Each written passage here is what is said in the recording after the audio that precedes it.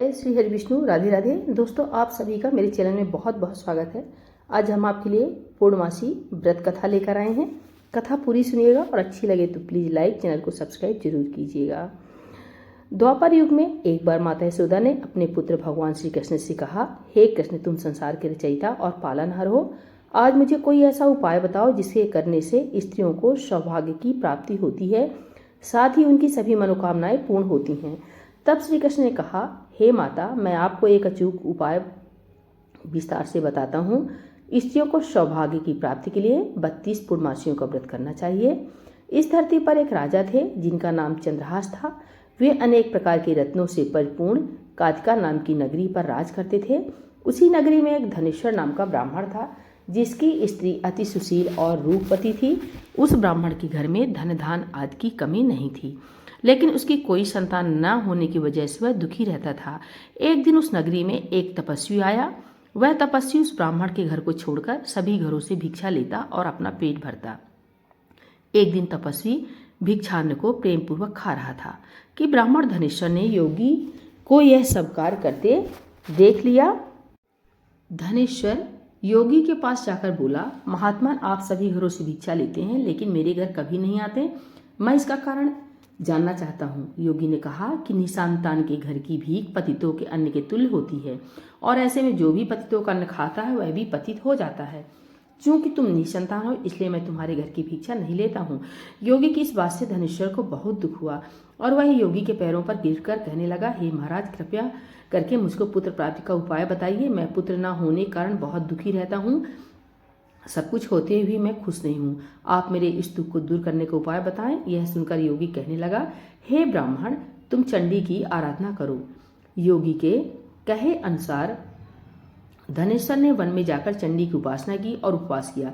चंडी ने 16वें दिन उसे सपने में आकर दर्शन दिए और कहा, हे धनेश्वर, तेरे पुत्र होगा, लेकिन वह 16 वर्ष की आयु तक ही जीवित रहेगा।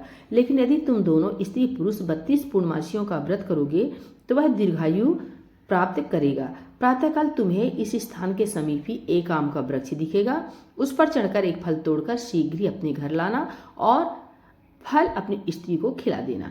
ऋतु स्नान के बाद वह स्वच्छ होकर भगवान शंकर का ध्यान करके उस फल को खा लेगी। तब भगवान की कृपा से उसको गर्भ हो जाएगा। धनेश्वर ने ठीक वैसा ही किया और उसकी स्त्री गर्भवती हो गई। देवी जी की असीम कृपा से उन्हें एक अत्यंत सुंदर पुत्र उत्पन्न हुआ जिसका नाम उन्होंने देवीदास रखा। दुर्गा जी की आज्ञा अनुसार उसकी माता ने 32 पूर्णमासी का व्रत रखना प्रारंभ कर दिया। 16वें वर्ष लगते ही देवीदास के माता पिता को चिंता होने लगी कि कहीं उनके पुत्र की इस वर्ष मृत्यु न हो जाए। धनेश्वर ने देवीदास के मामा को बुलाया और कहा कि देवीदास 1 वर्ष तक काशी में जाकर विद्याध्ययन करे, ऐसी हमारी इच्छा है। इसके साथ में तुम चले जाओ और 1 वर्ष के बाद इसको वापस लौटा लाना। इस तरह देवीदास को एक घोड़े पर बैठाकर अपने मामा के साथ काशी के लिए निकल पड़ा। धनेश्वर ने अपने पुत्र की दीर्घायु के लिए भगवती दुर्गा की आराधना और पूर्णमासियों का व्रत करना शुरू कर दिया। इस प्रकार 32 पूर्णमासी का व्रत पूरा किया। कुछ समय बाद मामा और भांजा किसी नगर में एक रात बिताने के लिए ठहरे हुए थे।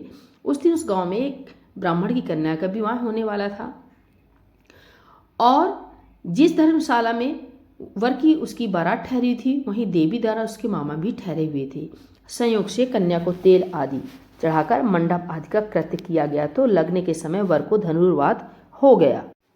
तब वर के पिता की नज़र देवीदास पर पड़ी और उन्होंने सोचा कि मेरे पुत्र जैसा ही सुंदर है, मैं क्यों ना उनके साथ ही कन्या का लग्न करा दूं और बाद में विवाह के अन्य कार्य मेरे लड़के के साथ हो जाएंगे। ऐसा सोचकर वर का पिता देवीदास के मामा से जाकर बोला कि तुम थोड़ी देर के लिए अपने भांजे को हमें दे दो, और उसने अपनी योजना उन्हें बताई।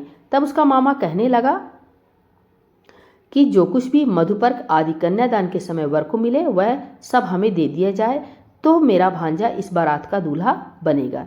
यह बात वर के पिता ने स्वीकार कर ली और इस तरह से देवीदास का विवाह उस कन्या के साथ हो गया।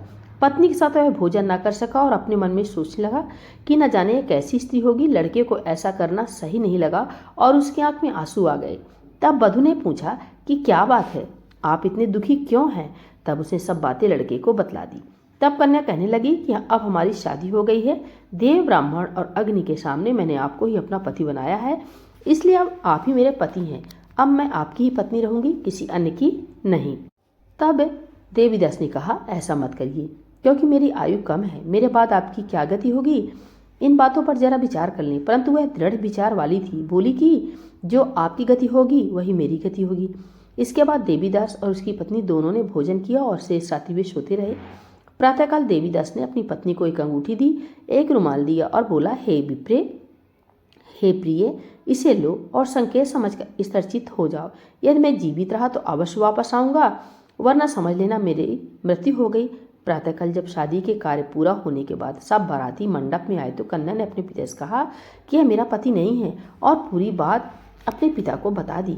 बारात वापस चली गई। इस प्रकार देवीदास काशी चला गया। कुछ समय बाद काल से प्रेरित होकर एक सर्प रात्रि के समय देवीदास को डसने के लिए वहां पर आया, परंतु व्रत के प्रभाव से उसको काट न सका, क्योंकि पहले ही उसकी माता ने 32 पूर्णिमा का व्रत कर लिया था। इसके बाद मध्याह्न के समय स्वयं काल वहां आकर देवीदास के शरीर से उसके प्राणों को निकालने का प्रयत्न करने लगा, जिससे वह मूर्छित होकर पृथ्वी पर गिर पड़ा। उसी समय पार्वती जी ने श्री शंकर जी वहां पर आ गए। उनको मूर्छित दशा में देखकर पार्वती जी ने भगवान शंकर से कहा, हे महाराज, ये वही बालक है जिसकी माता ने 32 पूर्णिमा का व्रत किया था, जिसके प्रभाव से इसका मृत्यु दोष कट गया। भवानी के कहने पर भगवान शिव जी ने उसको प्राणदान दे दिया। उधर उसकी स्त्री प्रतीक्षा कर रही थी। जब 16वां वर्ष व्यतीत हो गया तो देवीदास भी अपने मामा के साथ काशी से चल दिया और वो कुछ दिन बाद अपनी पत्नी के घर पहुंच गया। लड़की के पिता ने खूब धन के साथ अपनी पुत्री को उसके साथ विदा किया।